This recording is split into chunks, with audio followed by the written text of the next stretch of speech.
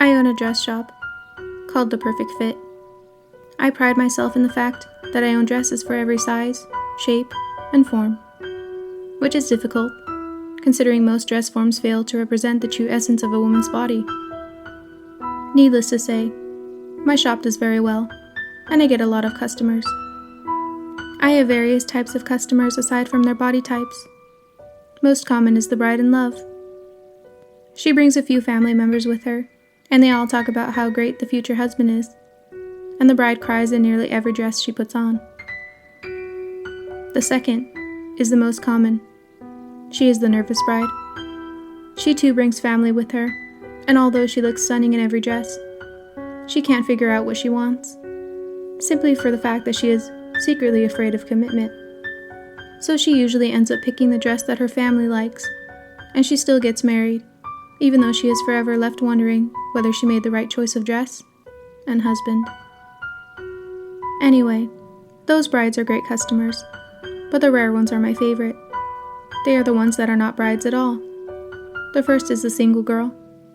She comes alone, because she is embarrassed for anyone to know that she is trying on wedding dresses just to see what it feels like, because she is afraid she'll never get married. I know she isn't going to buy anything, but I entertain her, and allow her to try on any dress she desires. I'll even take her measurements to give her the full experience. The second is the girlfriend, whose boyfriend hasn't proposed yet. Again, she comes alone, but not because she is embarrassed, but rather because she doesn't trust anyone not to tell her boyfriend what she is up to. She'd rather surprise him by buying a dress as a huge hint that he has no choice in the matter, and he will be marrying her. She typically comes in knowing what she wants, and only has to try on a few dresses before making her decision. I usually don't have to measure her either, because she comes in with her measurements ready. The best part of these two types of rare customers is that she doesn't tell anyone where she is going. She typically lies where she is going, so she turns off her phone to avoid being GPS tracked.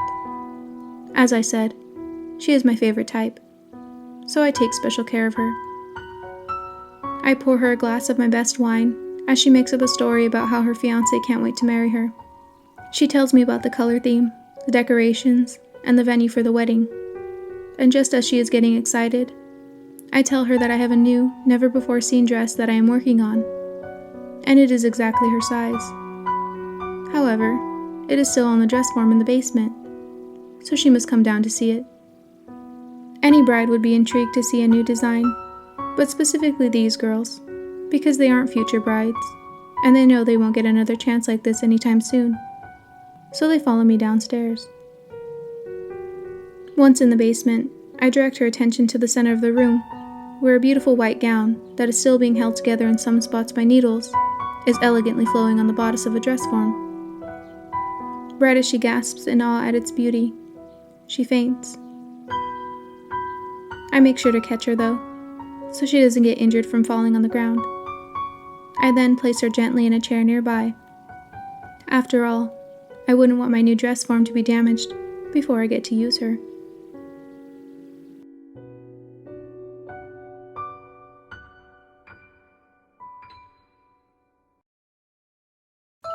There once was a princess that lived in a castle. Whatever she desired, she got without hassle. She loved dolls' dresses, makeup, and more.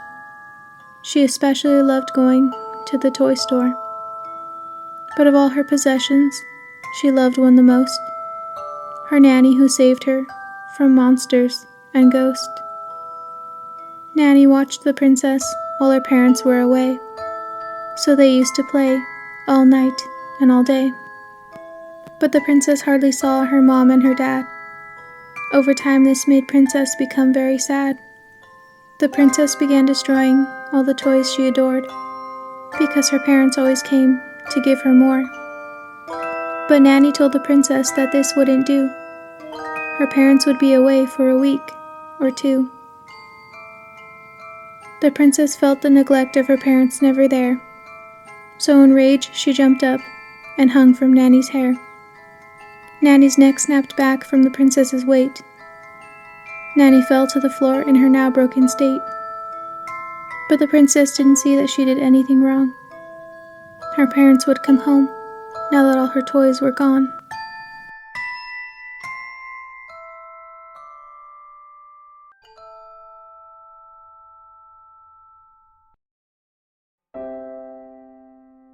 love you, can't you see?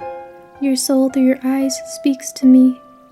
You take my roses, I see that you do. You smell the sweet scent of my love for you. Soon, my love, we will be together, and the life that you know will soon get better. As you work, you glance over at me, but don't worry, my love, I don't mind waiting. I watch you, memorizing every angle of your face. Whenever you smile, my heart starts to race. It's closing time. I'm the last to leave at the end of the day. You wish me farewell and send me on my way. I know this is love. I know you feel it too. This time during closing, I know what to do. I wait by your car. You walk over and unlock the doors. My only chance. I won't get any more. I open the back door, the same time as you open yours. I slide in the back seat, then we close our doors. You're tired, so you don't see me yet. But don't worry, I know what I came here to get. From behind, I wrap my arms around you in a tender hug. I press a cloth against your mouth as the scent of roses fill your lungs. At last, I no longer have to watch from afar. You stole my heart, and I stole yours in your car.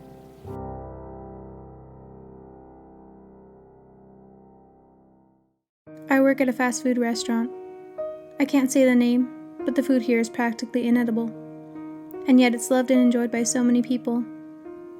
Anyway, the food in the company isn't the problem. It's my manager. He always brings his personal life drama to work with him and complains about it all day, instead of just bottling it up like the rest of us and being professional. I know everything about him. For example, he thinks his wife, Catherine, is cheating on him. Not that I'd blame her. He looks like he takes baths in our lard buckets, and he always smells like French fry oil and burnt food. But anyway, he said divorcing her would be an easy get out for her, and he wants her to quote-unquote suffer with him. He's a miserable creep who hits on any young girl he can to feel like he still has his masculinity, but his wife stripped him of that a long time ago. To be honest, I think she might be cheating too. She works at a hair salon, and I know her work day can run late, but she comes home every night at 4 a.m. It wouldn't be safe for her to be open that late, so I doubt she's telling her husband the truth about working late. And he knows she's lying, but he doesn't have the guts to go check and see if her salon is really open at 4 a.m. He just chooses to come to work and unload all his drama on the rest of us, instead of taking care of the problem. I just think he doesn't want to know the truth, because he'd rather live his life miserable and assume the worst. And as the saying goes, misery loves company, and he is certainly making the rest of us miserable. Why doesn't Catherine just divorce him, you may be asking? Well, because why would she? She takes his check and pays all the bills, only giving him a small allowance of it. And she gets to spend her own money on her and her boy toy. According to my manager, Richard, him and his wife don't sleep in the same room, or even see each other at all. She has him shacked up in the basement. There's a bathroom and kitchen down there, so he cooks for himself, and doesn't need to go upstairs to the main house. Or I should say, isn't allowed to go upstairs to the main house. Anyway, when Richard's miserable, he loves to torment us all. Aside from making our ears bleed with his complaining about his personal life, he monitors our bathroom breaks and times how long we're in there. If we're in there for even 5 minutes, he counts that as our break. Also, if he gives you a task, you have to do it as quickly as humanly possible, but even then, he's yelling at you that you're taking too long and threatening to give you a write-up for wasting company time. We just can't do anything right for him. Not to mention he talks about everyone behind their back. All day he just gossips about employees that aren't working that day. It's completely immature and unprofessional. I want to quit so bad, but I'm close with my coworkers, and other than my horrible boss, I like my job. It used to be chill and laid back, and an easy way to make money. I've worked here longer than my manager, because he came in and replaced the old manager that hired me. So why should I have to quit and leave a job I enjoy because of this guy? I was here first. I needed to do something, but for a while I felt helpless and wasn't sure what to do. Then one day, all my problems were solved. My manager came into work with his usual miserable look, except this time, he didn't talk to anyone. He went straight into his office and shut the door. My coworkers and I were unsure what to do, but we just kept working, because as the saying goes, there's always calm before a storm. However, we were wrong this time. He stayed in his office all day and only came out when it was time to clock out. Then, my manager didn't come into work for the next 3 days. None of us knew what was going on, or what to do, so we just enjoyed our time at work while he was absent. Then on the 4th day, 2 detectives came into the restaurant. They asked to speak to all of us that were working, one by one. They asked us questions about our manager's behavior and his relationship with his wife. Of course, I wasn't about to lie to the detectives, so I told them the truth. They said they would follow up with us and tell us everything when they could. Another few days went by, and my coworkers were dying of curiosity, so they began searching news channel updates on their phones, and that's when they saw that Richard's wife, Catherine, had been brutally murdered at her salon. Richard was being held at the local police station because he was the main person of interest. However, Catherine's lover, whose name we found out to be Justin, was also a person of interest. The news called it a quote-unquote bloody affair. My coworkers began gossiping about who they thought did it. Most of them were positive it was Richard, because of how much he despised his wife or how bad she treated him. But others played devil's advocate and claimed it was the lover because Catherine wouldn't leave her marriage and he wanted her all to himself. However, I thought those assumptions were all too obvious. Nonetheless, the detectives will soon find a pair of bloody hair-cutting scissors in Richard's basement, as well as a bloody polo in Richard's size, with the logo of his work embroidered on the top left. As I said, I know everything about Richard's life, like where he keeps his spare house key, and where his wife keeps her spare salon key. I knew when Catherine would be working alone, and I knew when her lover would be arriving there to find her body. If you haven't figured it out already, I killed Catherine. You may be wondering why I didn't kill my miserable manager Richard instead. Well, because who would I have framed for that?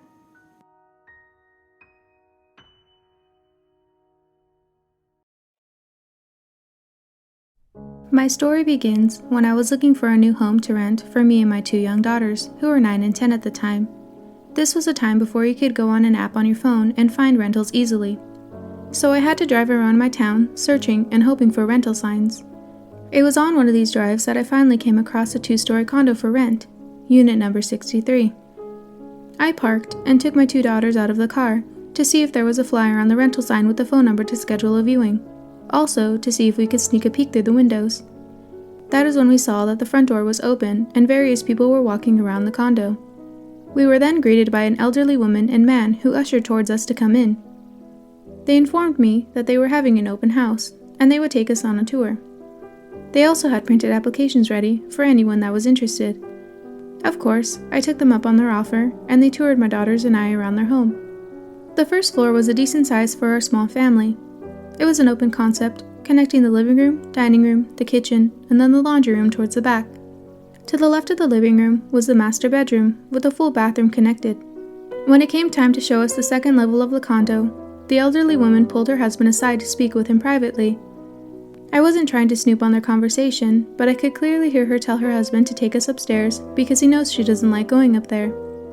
This should have been the first red flag, but I figured with her being elderly that she probably just didn't like climbing stairs. Once upstairs, I could see to the right that there was an open loft directly above the kitchen that overlooked the dining room and living room. My daughters were thrilled at the thought of this being their new playroom. Then to the left of the stairs was a door leading to the second bedroom. The elderly man ushered us forward into the room as he stood back at the top of the stairs. He told us to feel free to look around, which was strange considering he had accompanied us along the tour of the rest of the home. This room would be the only room he hadn't walked through with us. Immediately after entering the room, there was a noticeable difference in temperature.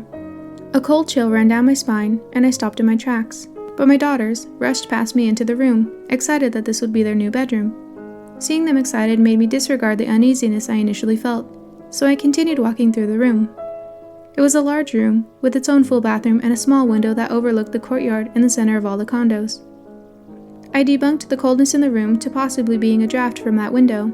It was an older home, so it was likely that the seals on the window were worn down.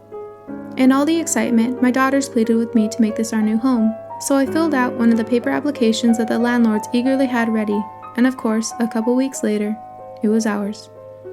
Since we didn't have much in terms of furniture, we were able to move in everything the same day we got the keys. Seeing all our belongings in the condo made it officially feel like our home, and nothing but excitement filled the air. until nightfall, when darkness flooded the home. My mom, along with my younger brother and sister, who were around the same age as my daughters at the time, were so excited that they wanted to spend the first night in our home with us. All 4 children slept in the downstairs master bedroom, while my mom and I slept on the 2 couches in the living room. We were all nestled up and dreaming away, when suddenly I was awoken to the sound of a croaking voice saying my name. My eyes shot open, and I sleepily peered into the darkness. As my eyes adjusted, I saw my mother laying on her side facing me, with her eyes nearly bulging out of her head. Her hand was extended towards me as she pleaded for me to help her in the croaking tone that had awoken me. I jumped up and ran towards her to shake her awake, assuming she was having a bad dream. The children had heard the commotion and were out of the room now, crying as they heard my mother's struggling screams. Then suddenly, she sat up quickly and was coughing as she could finally catch her breath. She was shaking terribly and crying. Once she could speak, she proceeded to tell me that she was not asleep, but her encounter was certainly a nightmare. She awoke to the feeling of a heavy pressure on her chest, slowly suffocating her. Even though it was dark, she saw a black mass engulf her body as the life was being strangled out of her. That is when she tried to wake me up to help her, but she said she couldn't move or speak. My first thought was that she had suffered a heart attack or stroke, so I asked if she needed to go to the hospital. But my mom was adamant that whatever happened to her was not medical. She said she didn't need to go to the hospital, but she did need to get out of that house. My mother's voice remained raspy for the next 3 days while I recovered from whatever injured it. Nothing else strange happened for a month or so after that incident, other than that my daughters refused to sleep in their new room upstairs. My daughters never had an issue sleeping in their own room before, but I figured they were still scared of what happened to their grandma the first night. I didn't mind them sleeping with me either, because I admittedly was a bit frightened to sleep alone too. But other than that, all was well in our new home, and we were enjoying it. Then I got news that my teenage nephew from San Diego was coming into town to visit. I was so excited for him to visit, so I offered for him to stay with me, since I had a spare bedroom upstairs. When he got to my house, my daughters excitedly gave him a tour of the condo. But after coming back down from upstairs, he asked if he could sleep on the couch in the living room instead of in the upstairs bedroom. I was confused by his request, but I didn't push the issue, and I told him he was welcome to sleep wherever he pleased. I could see relief wash over his face as he uneasily glanced towards the upstairs. That night, we all slept well, aside from hearing my nephew walking around every now and then throughout the night. I figured he was just uncomfortable sleeping in a strange place, and was probably having insomnia. So I let him be, and stayed in bed rather than getting up to check on him. I assumed all was well, until the next morning, when he asked if he could stay at his grandma's house for the remainder of his visit in town. I was sad and asked why. He proceeded to explain that he woke up in the middle of the night, to a heavy pressure on his chest, and he couldn't breathe. Neither my mother nor I had told anybody about what happened to her that first night. So I was shocked to hear that the same thing happened to my young nephew. He said he got up to get water and walk around, but every time he tried to sleep, the same thing would happen, so he ended up staying awake all night. Like my mother, he too saw the black mass engulf him, while he gasped for air under the pressure of its weight. He said he couldn't explain how, but he could feel anger from the black mass, and whatever it was, it wanted him dead. At the time, none of us had any idea how true that statement would become. It's hard to believe something like this, especially when you have no idea what it is. That is, until it happens to you. One day, while my daughters were at school, I decided to relax on the living room couch and read a book. Naturally, the book made me sleepy, so I dozed off without a second thought. I then found myself in the same predicament as those before me. The hovering black mass, except for me, looked like a dark silhouette of a man, began engulfing me in its presence.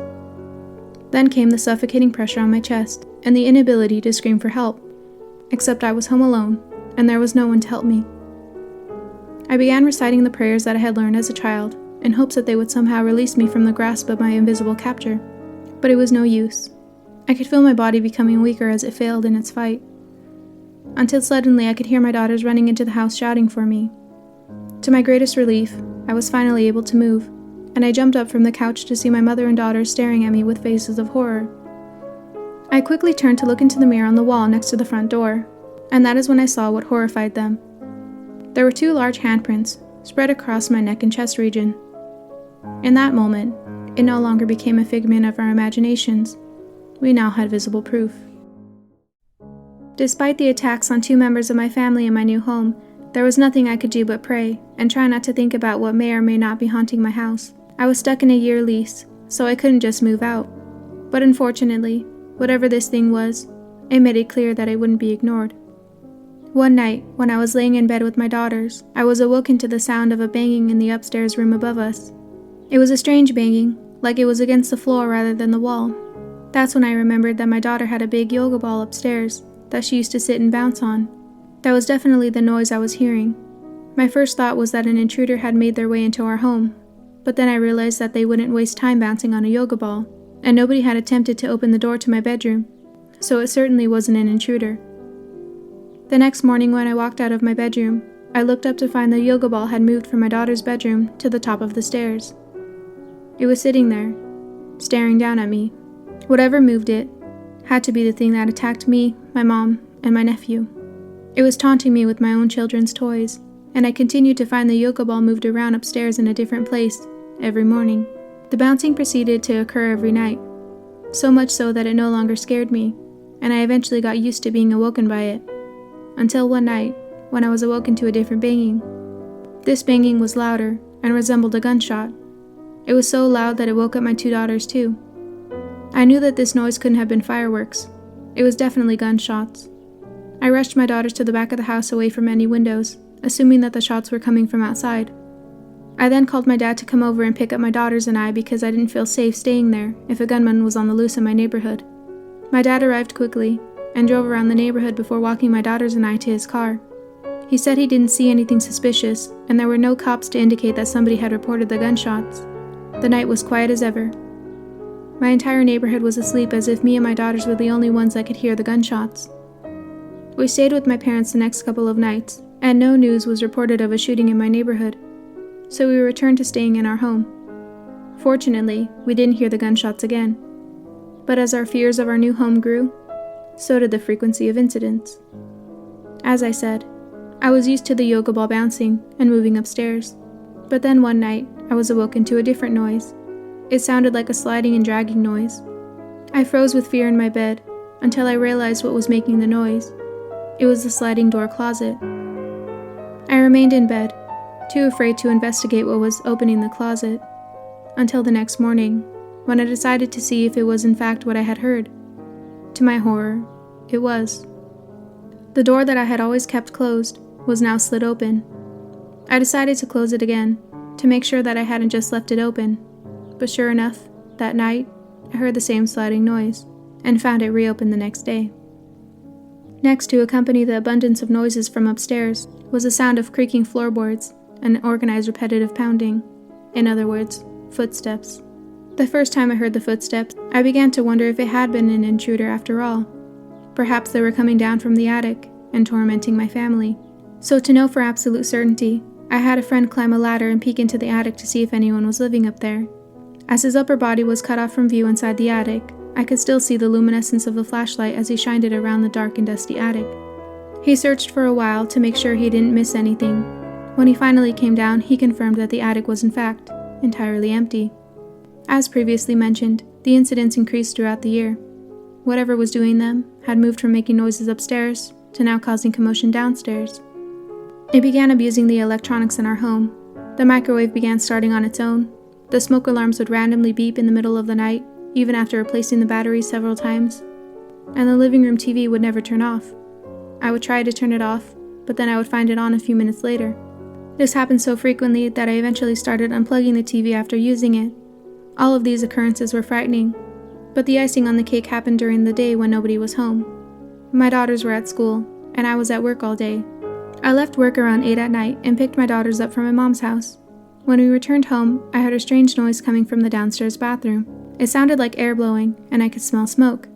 I ran to the bathroom to find that my blow dryer was on. The wall outlet had completely fried and burnt, and the cord to the blow dryer was completely melted. I don't remember how, but I managed to turn the blow dryer off and unplug it. There is no way I would leave my blow dryer on because of how loud it is. Something had turned it on, in an effort to burn down the house. I was afraid my landlords would blame me for this, so I was reluctant to call them and ask for it to be fixed. So it wasn't until something else happened that I decided to call them for both. Naturally, there was a burning smell from my bathroom, but I also began smelling a burning coming from my dryer, and my clothes weren't drying after a cycle. I knew this had to be an issue with the dryer vent, so I had no choice but to call my landlords to send someone to fix the problems. However, instead of sending a professional, they both came instead, so the husband could fix them. That's when part of the truth about what happened in that home came to light. I had left them alone to check the dryer vent, while I was across from them in the kitchen cleaning up. All was going well, as the husband did his work, until I heard him gasp. I started to walk over to see what he was gasping about, and that's when I saw bullets in his hand. I then heard him whisper to his wife that that's where the bullets ended up. I stopped in my tracks and turned away from them, to brace myself on the kitchen counter. The astonishing truth that there had been a shooting in my new home was overwhelming. Questions flooded my brain while simultaneously paralyzing my ability to ask them. I still had to live in this house, and for that reason, I felt it was better to not know the truth just yet. However, not wanting to know the truth didn't stop me from investigating the home to see if I could find more evidence of what happened, and to my surprise, I did. I clearly hadn't noticed before, but there were bullet holes in the center wall of both of my downstairs closets. One closet shared the same wall, on the opposite side to the laundry room, which explained how bullets got lodged in the dryer vent. They must have been able to retrieve the other bullets that went through the other closet, because that was on the connecting wall outside the room, next to the front door. The victim must have tried hiding in the closet, but the shooter mindlessly shot through all the closed doors until he found their target. This, of course, was my own assumption, but it was my only explanation for the physical evidence and hauntings occurring in my home. And it was only pieces of the puzzle. The rest had yet to reveal itself and expose the big picture of what happened in that house. Considering all that had happened and the newfound information about a shooting and possible murder in my new home, my mother decided not to leave me home alone while my children were at school, so she came over as often as she could, along with her sweet little chihuahua. My mom's dog was the best behaved dog. She was a rescue, and when we found her we thought she was mute because she never barked. But she wasn't. She was just well behaved. So we found it strange when she began acting aggressive when visiting my home. The first time it happened, she began growling at the bottom of the stairs while staring up at something at the top of them. She then would bark and run upstairs and continue barking at something in the loft. Then she would slowly start walking backwards towards the top of the stairs and back down a few steps backwards before turning around and running all the way down. The behavior continued every time she'd first get to my house, and then after, she would follow my mom around and never leave her side the entire time they were visiting. Unfortunately, my mom couldn't come over all the time, so one day when I was off from work and my daughters were at school, I was home preparing something to eat. I was preparing a tuna sandwich and had out on the counter my bread and can of tuna. I turned around to grab mayonnaise out of the fridge, and when I turned back around, I saw the can of tuna hovering above the counter. And before I knew it, the can was hurling itself at me. Fortunately, my reflexes were fast enough to dodge the can, and it flew to the floor, where I was once standing. I immediately grabbed my keys and ran out of the house. Whatever this entity was, it wanted to hurt me.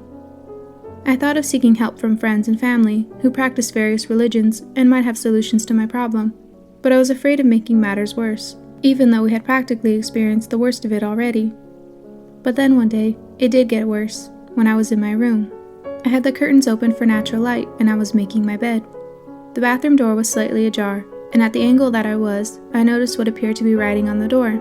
It wasn't written in pencil or anything dark, it was rather gently scratched into the surface of the paint.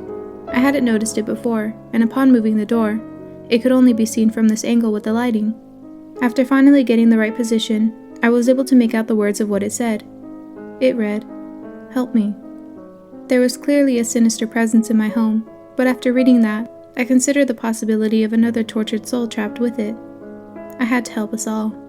So I finally shared the occurrences at my home with other family and friends, some of who offered their own solutions. My godfather gave me a dream catcher to put upstairs. He said it would help capture any potential spirits and keep them from harming us.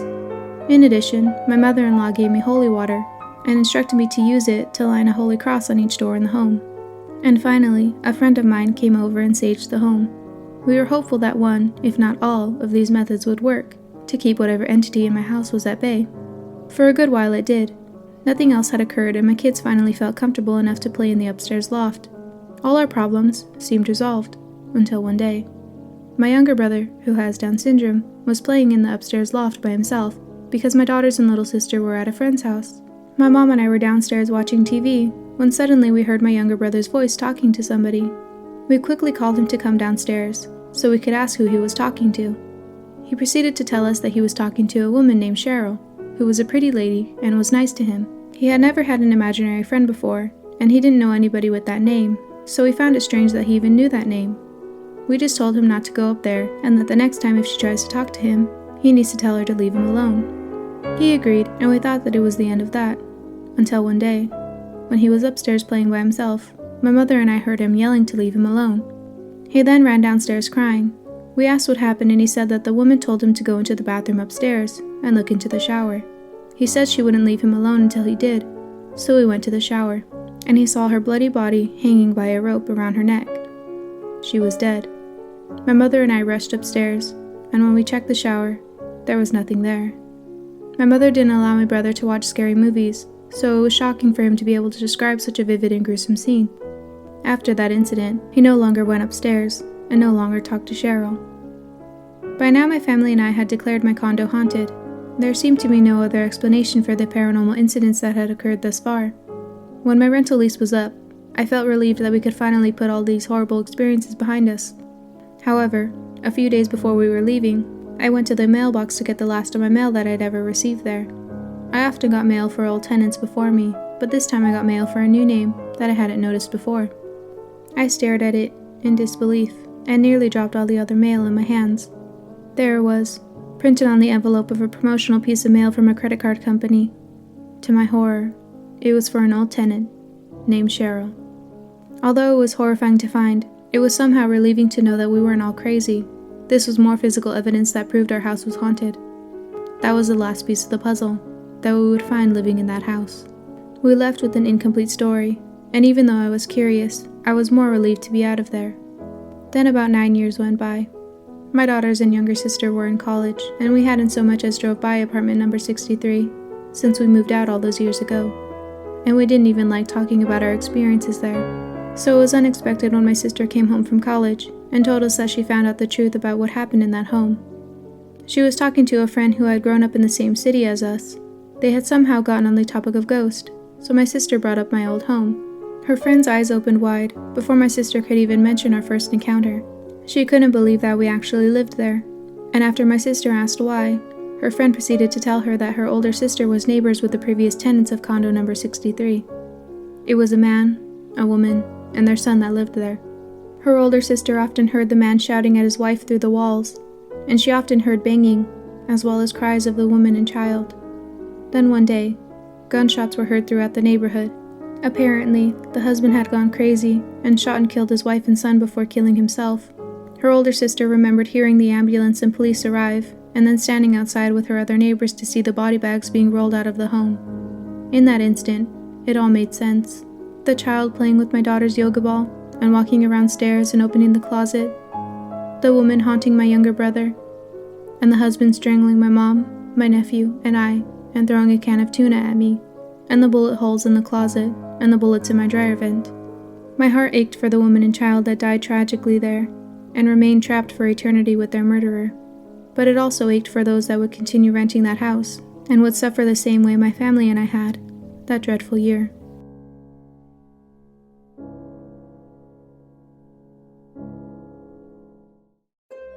Working in customer service is never easy, and only those that actually have done it know just how hard it can be.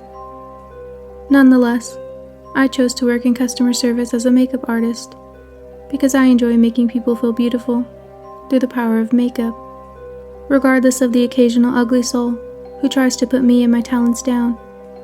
As I said, makeup is a powerful thing, and I hold the power when clients sit in my chair. I too enjoy enhancing my own beauty with various shades and colors. I know just the right combinations to wear so that my customers trust me. For my younger clients, under 18, I like to wear bright, fun colors and shimmering eyeshadows that make them want what I'm wearing, so they too can look as beautiful as me. For my young adult clients, I am a bit more subtle.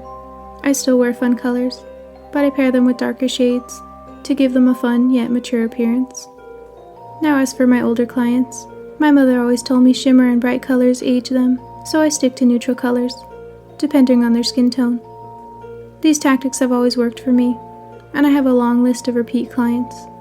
For the most part, my customers enjoy my work, and praise my talents. However, I encounter the rare few who do not like my work. To say it doesn't hurt my feelings would be dishonest, because it does. They not only insult my work, but they insult my talent and my art form.